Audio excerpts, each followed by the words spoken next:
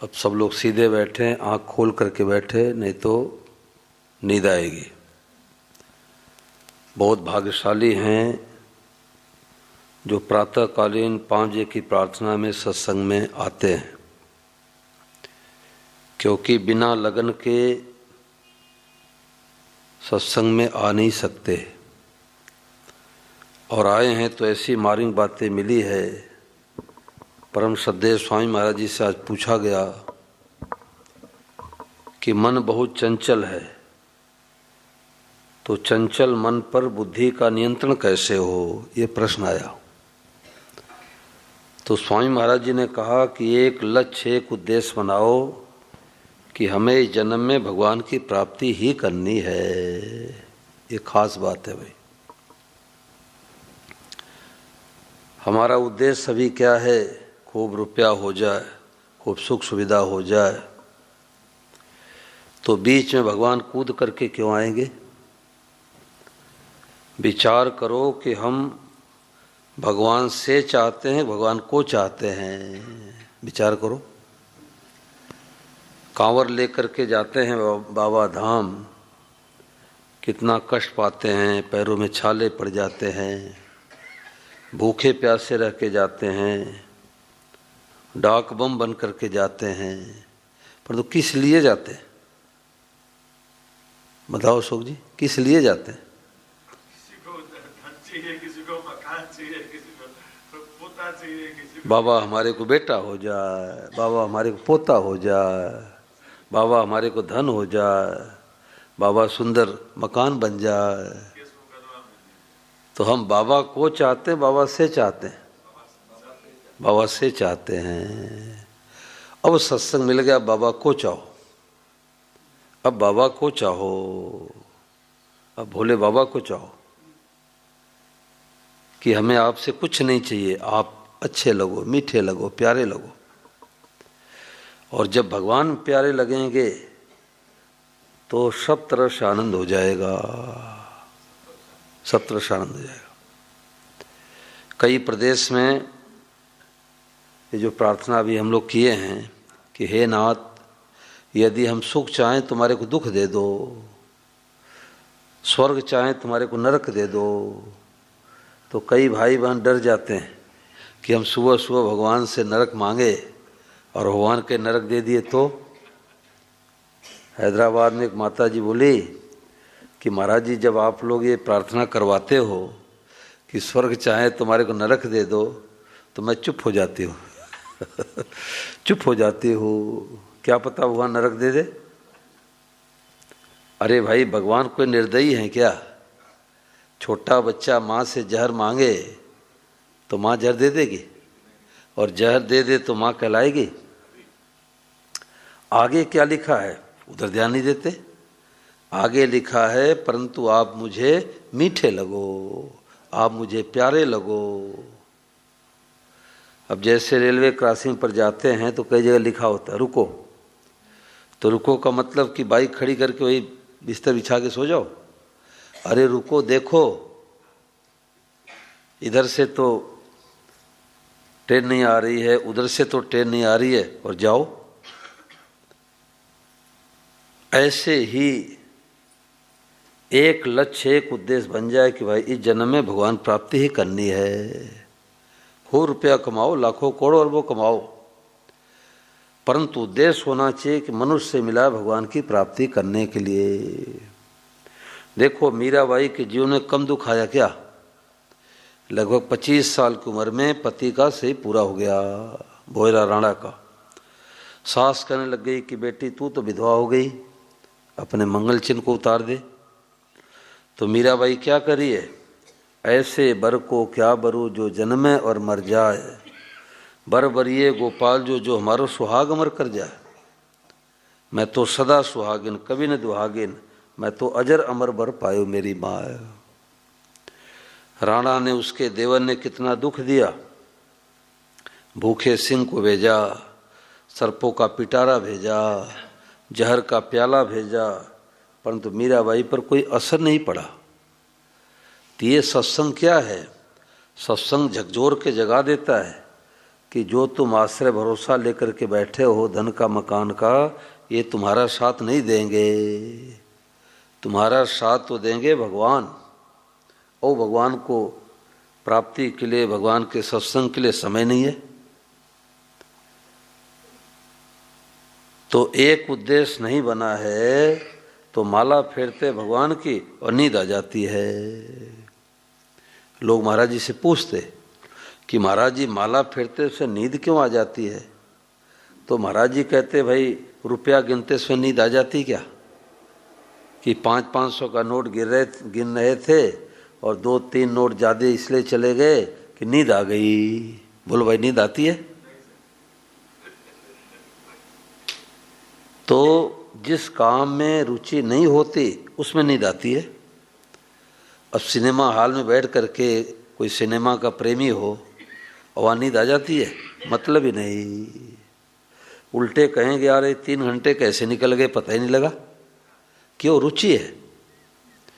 तो एक उद्देश्य बनाओ। एक बड़े अच्छे साधक है हरियाणा के, वो कई जगह आते हैं।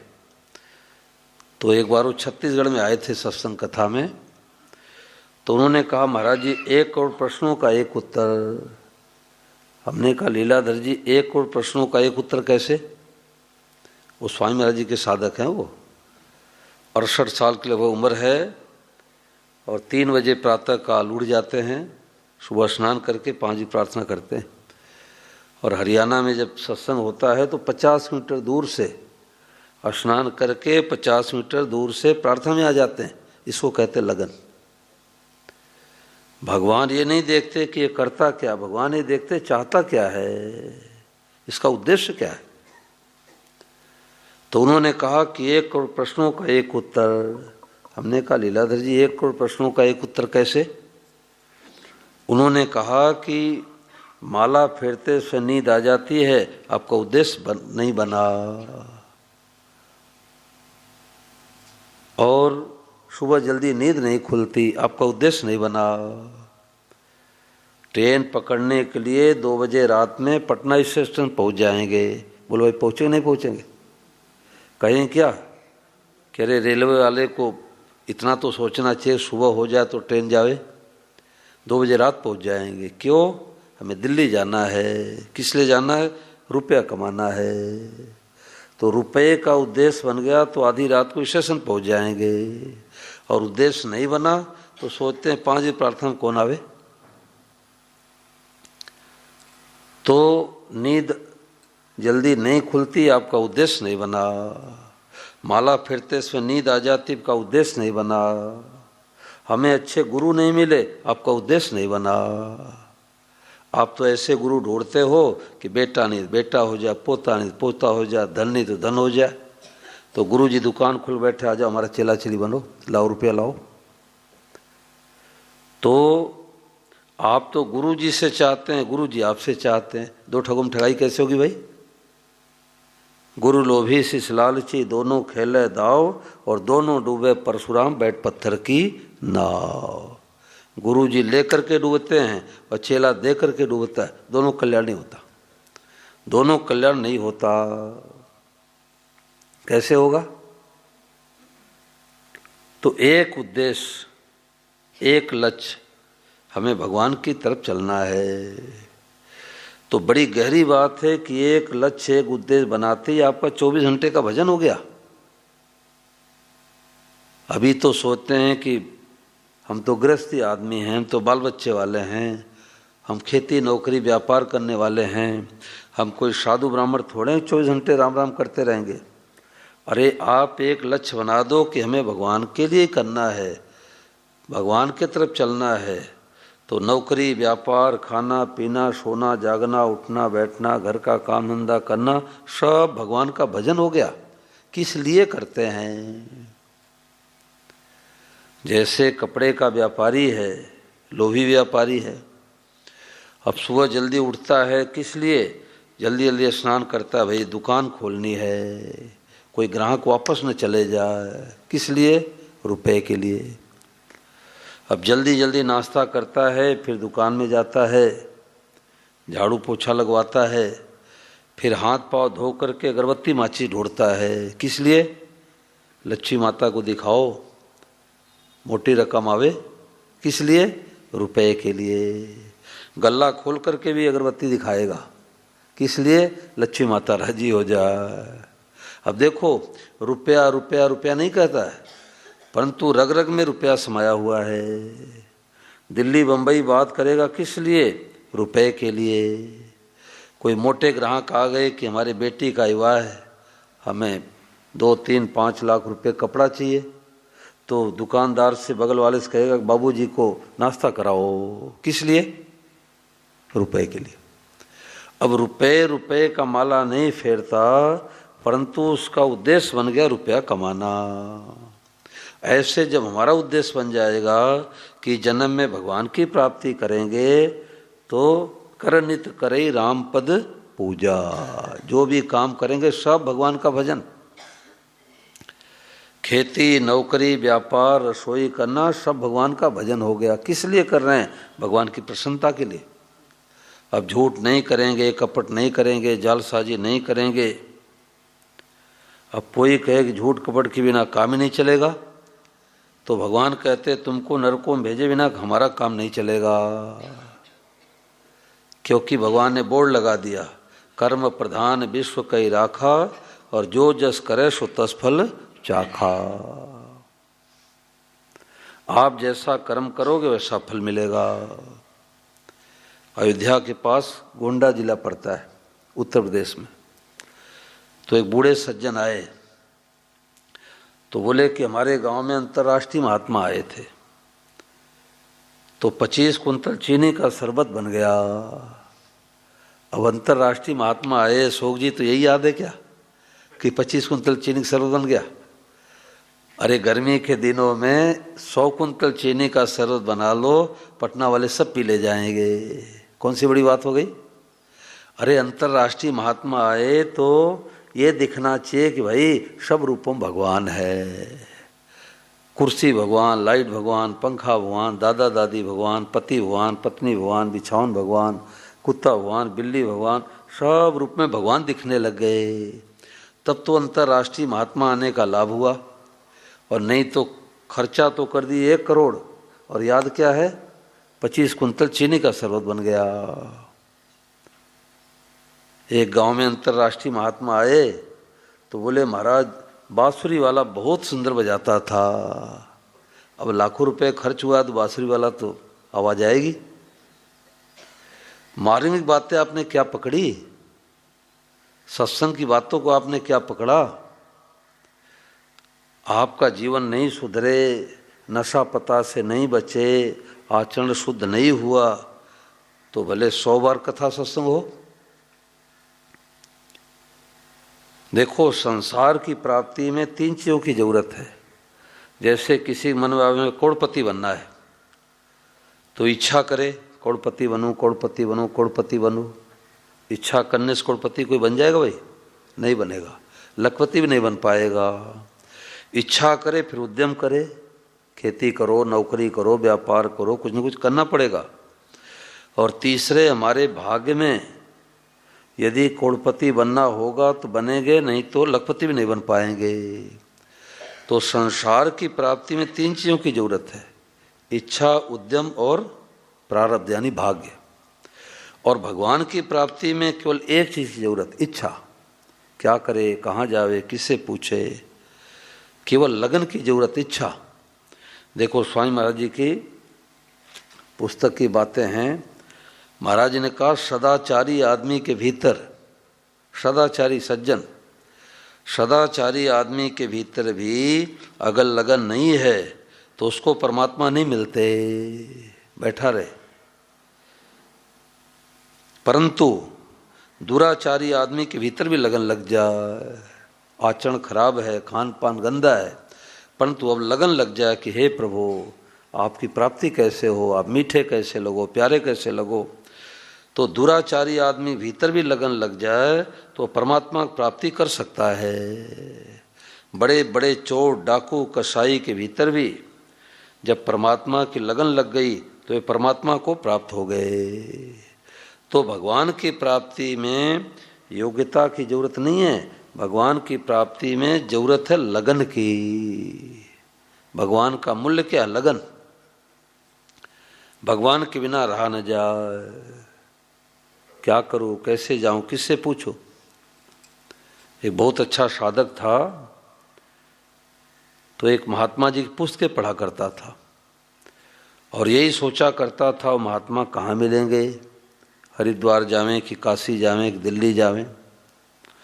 महात्मा जी वहाँ से थोड़ी दूर पर जंगल में कुटिया बना के रहते थे, घोड़ा रखा करते थे, घोड़े बैठ के कभी इस गांव में जाते कभी उस गांव में जाते, सत्संग सुना करके भिक्षा मांग के प्रसाद पा लेते, घोड़े को गांव वाले चारा खिला देते। तो साधक सोचता था कि हम कैसे जावें, हम तो किसान आदमी हैं, पर्याप्त पैसे भी नहीं हैं, भाड़ा किराया भी नहीं है कि महात्मा जी को ढूंढूं कहाँ रहते हैं। तो महात्मा जी क्या हुआ कि एक दिन जब अपने घोड़े पर सवार हुए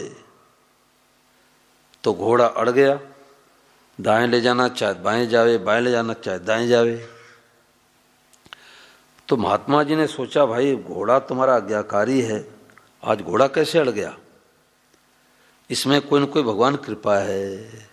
तो जो भगवान के भगत होते हर परिस्थिति में उनको भगवान कृपा दिखाई देती है कि इसमें कोई न कोई हमारा हित है।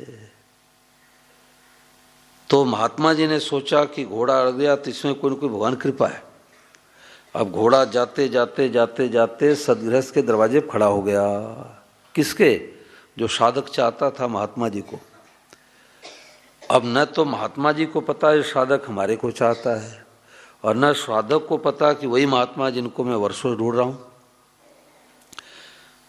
प्रणाम किया, भोजन प्रसाद कराया, रात्रि में ठहरा दिया, सत्संग हुआ। तो जब सत्संग हुआ तब महात्मा जी को पता लगा कि भाई ये तो बहुत जिज्ञासु है, और साधक को पता लगा कि वो हो ये तो वही महात्मा जिनकी मैं वर्षों से पूछ के पढ़ता आ रहा हूं।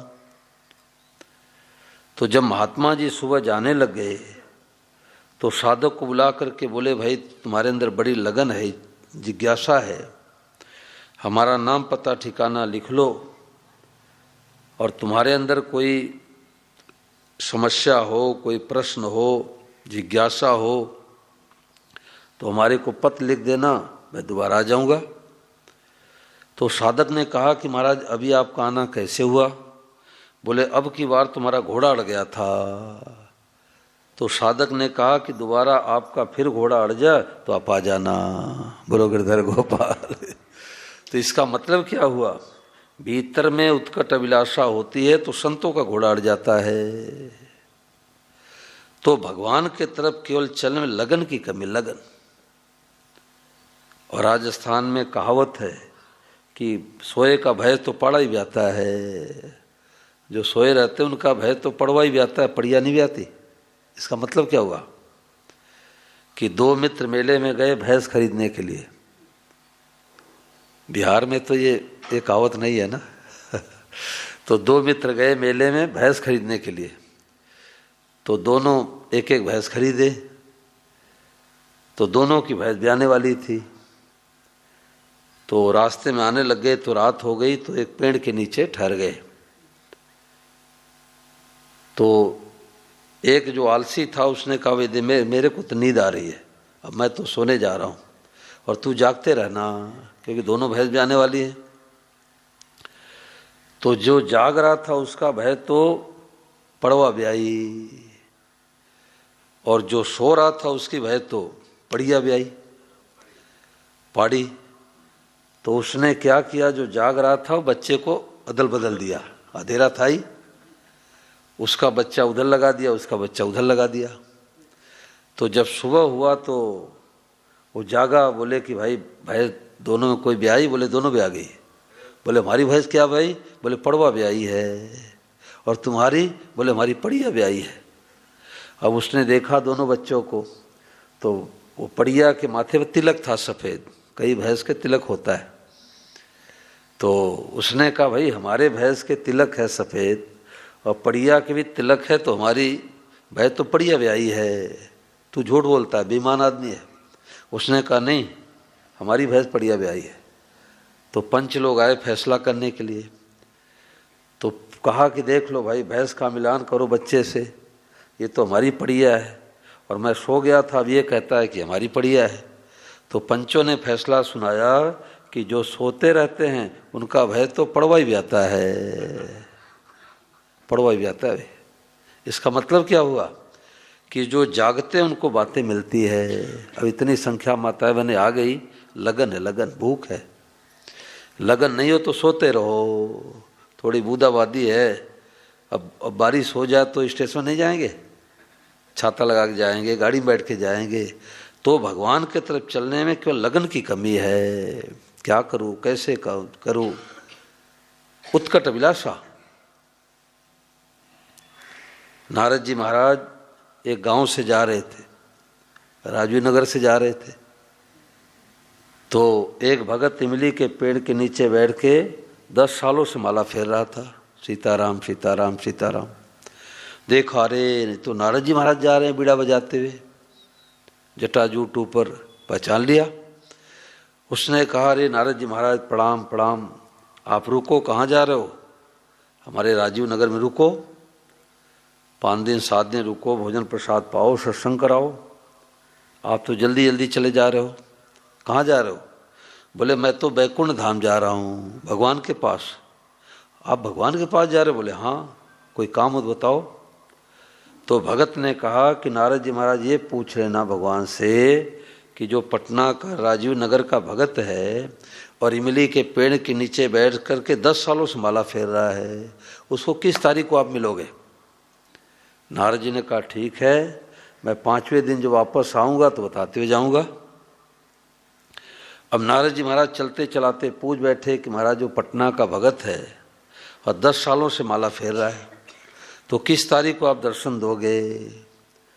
तो भगवान ने कहा कि जिस लगन से, जिस भाव से माला फेर रहा है, तो उससे कह दो कि इमली के पेड़ में जितने पत्ते उतने जन्म बाद दर्शन दूंगा। अब नारद जी तो सिर खुजलाने लग गए।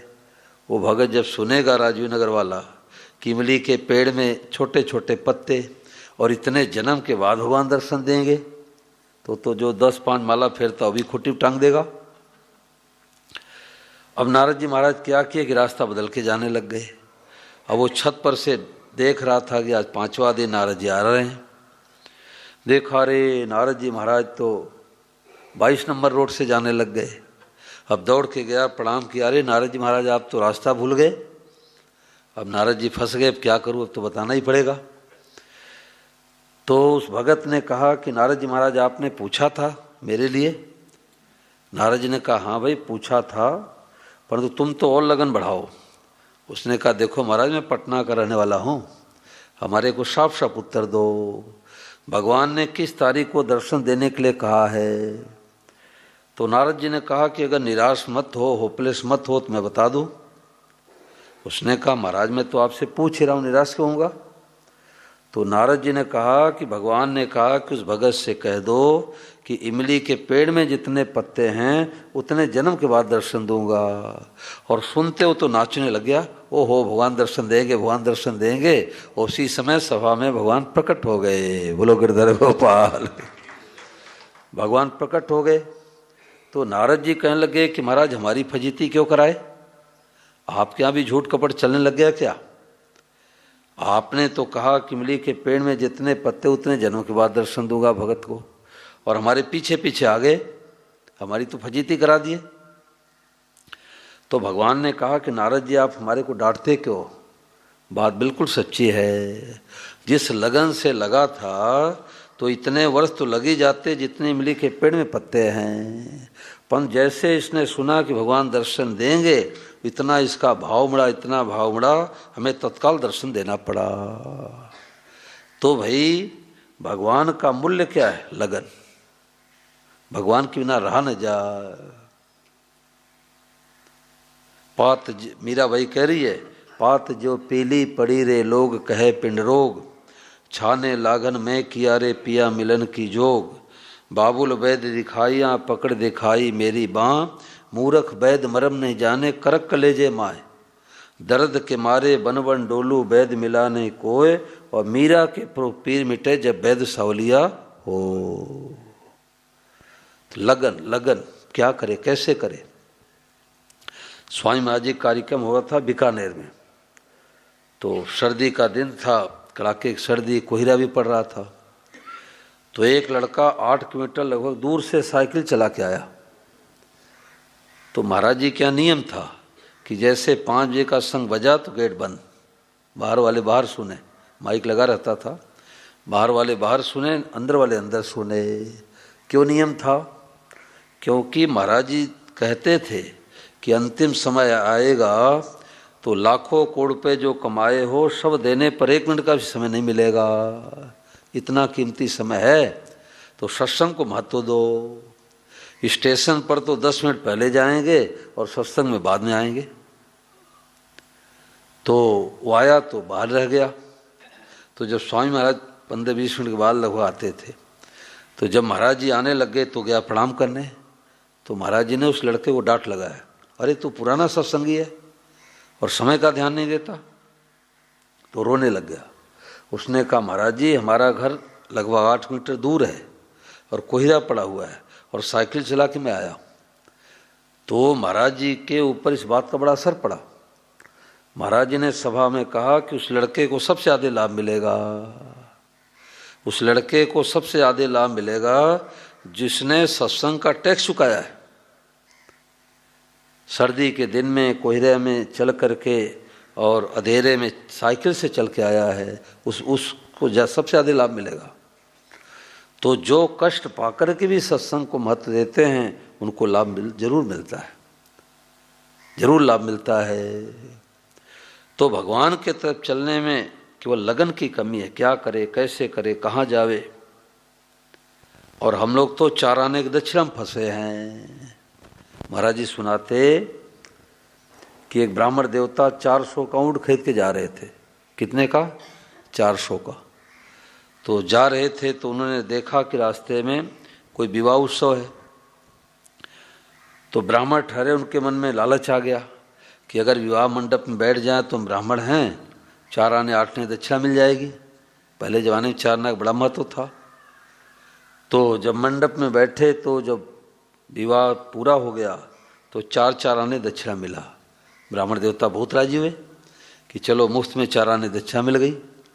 और जब बाहर निकल के देखे तो 400 को ऊँट चोरी करके चोर चले गए, लेकर के चले गए।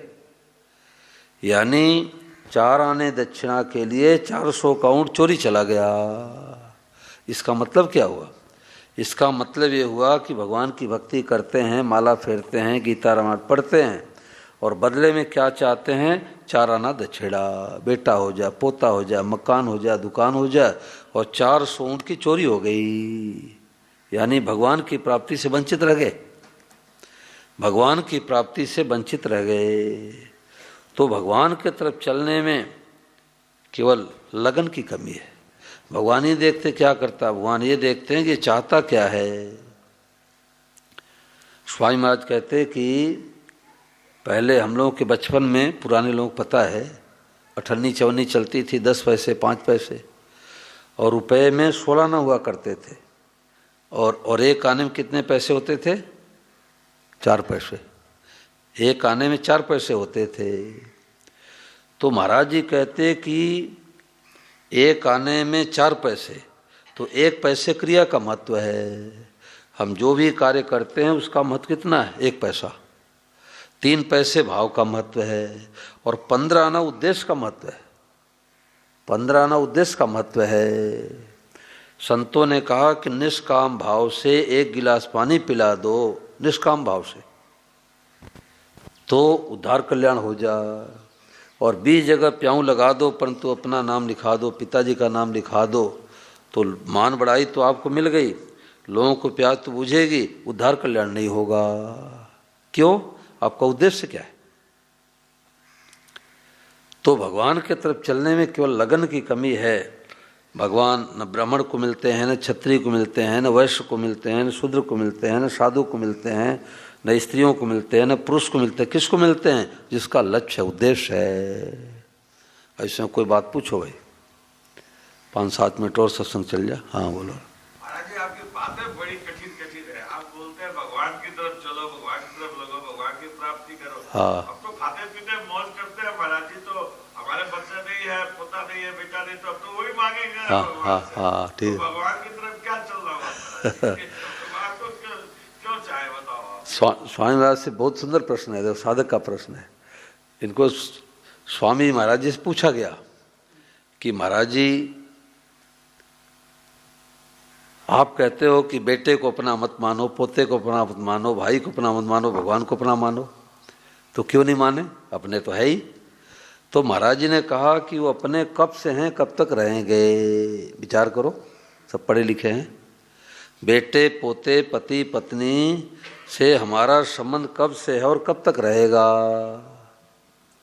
20 साल 25 साल 30 साल पहले पति संबंध था नहीं, और 50-100 साल बाद संबंध रहेगा नहीं, और कब किसका स्टेशन आ जाए उतरना पड़े कुछ पता नहीं। तो भगवान एक ऐसे हैं जिनसे संबंध कभी टूट नहीं सकता, हम उनको छोड़ नहीं सकते, वो तो हम भूले हुए हैं। तो संत महात्मा चेताते हैं कि तुम्हारे भगवान हैं, तुम भगवान के हो, जिसका तुम आश्रय लिए हो कच्चा आश्रय है। हम लोग तो सपने में राजी हो रहे हैं, जैसे सपने में कोई भिखारी हो राजा बन जाए, बहुत राजी हो जाते हो, हम तो राजा बन गए, राजा बन गए, राजा बन गए, परंतु आँख खुलते ही भिखारी का भिखारी। ऐसे हम लोग जीवन में सपना देख रहे हैं, ओहो ये तो छोटी पार्टी है, बड़ी पार्टी, हमारे बड़े मकान है, इसकी छोटी गाड़ी, हमारी तो 70 लाख की गाड़ी है, ये सपना देख रहे हैं। इसके 1 प्लाट है, हमारे 5 प्लाट है, ये सपना देख रहे हैं। तो संतों ने कहा कि रात्रि वाला सपना तो आँख खुलते ही सपना गायब, और जो जीवन में सपना देख रहे हैं आँख ढकते ही सपना गायब। याद ही नहीं रहेगा कि हम पटना के रहने वाले थे, कि मधुबनी के रहने वाले थे, कि झारखंड के रहने वाले थे, कि दिल्ली के रहने वाले थे, याद ही नहीं रहेगा। तो ये सत्संग क्या करता है? झकझोर के जगाता है कि अरे तुम किसका आश्रय लिए हो, तुम्हारा आश्रय जो है कच्चा है। तो न घर छोड़ना, न मकान छोड़ना, न दुकान छोड़ना, न बाल बच्चों को छोड़ना, केवल पॉइंट बदल दो कि हमें भगवान की प्राप्ति करनी है। खेती करो, नौकरी करो, व्यापार करो, न पत्नी छोड़ना, न पति छोड़ना, न फैक्ट्री छोड़ना है, केवल भीतर से उद्देश्य लक्ष्य बना लो। बोलो इसमें क्या बाधा लगती है? तो महाराज जी जब हम भगवान का लक्ष्य बना लिए, भगवान जी की प्राप्ति करनी है, हाँ तो खूब लगन लग गई हमारी, लगन लग गई। भगवान जी सुदर्शन रूप लेके सामने आ जाएंगे, साक्षात खड़े हो जाएंगे, तो प्राप्ति हो जाएगी हमारी। बहुत बढ़िया बात। देखो स्वामी जी महाराज जी से पूछा गया कि हमें तो रामकृष्ण के रूप में मैं दर्शन करना चाहता हूँ, तो महाराज जी ने कहा वो भगवान के अधीन है, वो भगवान के हाथ में है कि बांसुरी बजाते हुए आएंगे, धनुषधारी लेकर के, धनुष लेकर के आएंगे। परंतु उससे ऊंची बात आ गई। क्या बात आ गई? कि सब कुछ परमात्मा है, खुले नेत्रों का ध्यान है। ये अभी दर्शन करो, ओहो कुर्सी के रूप में प्रभु आप हो, ये मैया के रूप में साक्षात भगवान ही हैं, खंबे के रूप में भगवान है, लाइट के रूप भगवान है, पंखे के रूप भगवान है, स्कूटर के रूप भगवान है, कार के रूप भगवान है, पेड़ के रूप भगवान है। ये नई खोज आ गई। आज के 100 साल पहले कोई कहते कि कोई अमेरिका से बात करेंगे और फोटो भी दिखेगा, विश्वास करते क्या? परंतु आज तो जैसे नए नए खोजे आई, ऐसे हमारे महापुरुषों ने खोज करके कर दिया कि ये भगवान ही बने हैं, जगत रूप से भगवान ही प्रकट हुए हैं। ये दर्शन करो, ये अपने हाथ की बात है, अभी अभी करो। इसी को महाराज जी ने असली सत्संग माना कि सब कुछ भगवान ही बने हैं, यही असली सत्संग है। तो महाराज जी से पूछा गया कि महाराज जी दुकानदार तो एक बैनर लगाता है, वस्त्रालय, पुस्तकालय, भोजनालय। जैसे पुस्तकालय में पुस्तकें मिलती है, भोजनालय में भोजन मिलता है, वस्त्रालय में वस्त्र मिलता है। तो गीता में भगवान कहते दुख आलय, आलय कहते घर को। वस्त्रालय में जाके कोई कहे कि हमें भरपेट भोजन करा दो, तो दुकानदार कहेगा पढ़े लिखे हो नहीं, बोर्ड पढ़ो क्या लिखा है। और पुस्तकालय में जाके कहे हमें 5 मीटर कपड़ा दे दो, अरे भाई यहाँ तो पुस्तकालय पुस्तकें मिलती है, ऐसे दुखालय, गीता में भगवान कहते दुखालय, इस संसार दुखालय है, दुखों का घर है। बेटा नहीं है तो भी दुख, और बेटा है बीमार रहने लग गया तो भी दुख, और बेटा था संसार चला गया तो भी दुख। यहाँ तो दुख ही दुख है। तो महाराज जी से पूछा गया कि महाराज जी, भगवान ने गीता में दोनों बातें कह दी कि दुखालय भी है और वासुदेव सर्वम स्वरूपम भगवान है, तो ये बातें कैसे? तो महाराज जी ने कहा कि बिल्कुल सच्ची बात है। आप संसार वालों से लेना चाहते हैं तो आपके लिए दुखालय है, नए नए डिजाइन का दुख मिलेगा, मित्र से धोखा मिलेगा, बेटे से धोखा मिलेगा, पड़ोसी धोखा मिलेगा, आपने चाहना रख दिया। और आप साक्षात भगवान मान के सबकी सेवा करो और बदले में कुछ मत चाहो, आपके लिए सब जगीश्वर रूप हो गया। आनंद ही आनंद है, आनंद ही आनंद है। तो दुख तो है चाहना में, तो चाहना क्यों करे? चाहना करो तो यही चाहना करो कि हम राम जी के राम जी हमारे हैं, हम श्याम जी के श्याम जी हमारे हैं। बताओ अशोक जी, और बात पूछो। बहुत सुंदर आपने प्रश्न किया। चाहना मात्र से आनंद हो जाए कि भाई अब आज से हम भगवान हमारे हो गए। सेवा सबकी करो, ऊपर से कहो कि मेरे प्राणपति पति देव हैं, हमारी पत्नी है, मेरा बेटा, ऊपर से कहो, पर भीतर से मानो मेरे तो गिरधर गोपाल दूसरो न कोई। अरे भाई दिल्ली खड़े होते हैं तो कहते हैं हमारी ट्रेन आ गई, हमारी पटना वाली ट्रेन आ गई। अपनी ट्रेन है तो राजीव नगर में लाओ भाई, आपकी ट्रेन है तो राजीव नगर में लाओ। अब पटना में पहुँच गए, फिर स्टेशन पर अपनी गाड़ी आ गई, फिर कहते हैं कि B1 कोच मेरा है, और उस पर खूब अटैची थैला रख के बैठ भी जाते हैं। टीटी आके पूछता है कि 22-23 नंबर सीट किसकी है? कहते लो जी मेरी है, चेक करो। कहते हैं ना मेरी सीट है, पर भीतर में क्या जची है कि जैसे पटना स्टेशन पहुंच जाऊंगा तो मेरी सीट नहीं रहेगी, और उस सीट को लाखों करोड़ों अरबों लोगों ने मेरी मेरी कहा, किसी की नहीं रही।